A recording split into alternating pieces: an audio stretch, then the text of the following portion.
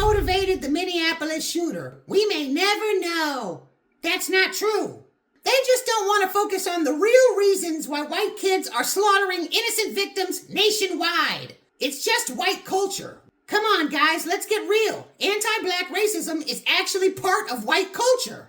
And the federal government and the media are complicit. These kids are in the same anti-black chat rooms as most white police officers are. All they do online is share anti-black propaganda and talk about how much they hate black people. It's true. A lot of these white kids live in all white areas, so they walk around with their hatred percolating. They end up just attacking other white people. So this white on white violence is actually rooted in white supremacy itself. Ain't that a bitch? The media is low-key trying to focus on the fact that this guy was a trans person. That's an attempt to take everybody's attention off his whiteness.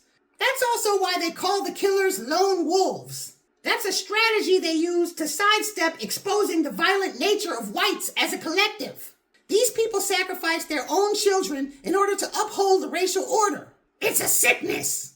You would think they would be saying, hey, Mr. President Trump, come on down here with the National Guard. Stop bugging black people with them and put them in our churches and our schools to stop these mass murderers that we created from killing our children. But they don't do that.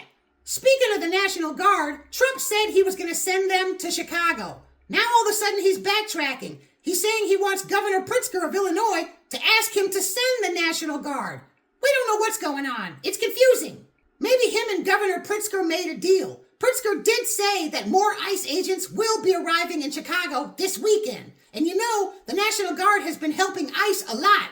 Maybe they just made a deal to make Illinois not look stupid, to just send more ICE agents and keep the National Guard out of there. Nobody knows what Trump is going to do. But one thing I do know for sure is that it's all to take our minds off the Epstein files. Trump is not out of the woods on that issue.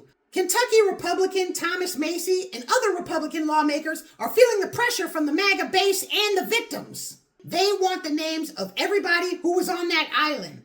Thomas Massey says he only needs 2 more Republican members to sign a discharge petition in order to force a vote on the House floor. New Jersey Senator Cory Booker gets engaged. He put out all these phony-looking pictures. This guy is a weirdo. And he's never done a single blessed thing for blacks, by the way. He thinks he's just going to throw a marriage together before the 2028 campaign season. What a bonehead! I was thinking that they might try to put him in as vice president to Gavin Newsom.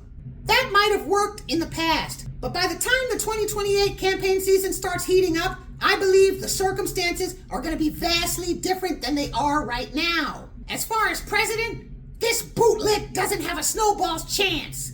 And last but not least, Dark Money Group is secretly funding high-profile Democratic influencers. That's no surprise to me or any other member of the new black media. But it's finally confirmed for all the idiots out there who actually thought these suckers were independent. They're not.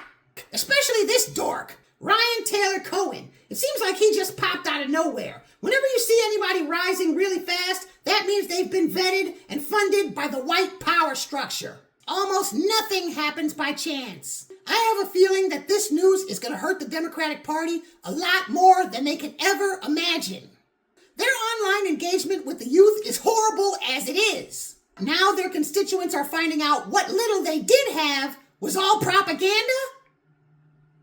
That can't be good. Hey guys, I love that you're tuning in. Please press like and leave a comment. That really helps a lot with the algorithm. Also, hit the bell icon so you can know when the next video drops. And if you really like my show, make sure you hit the Cash App. Peace out.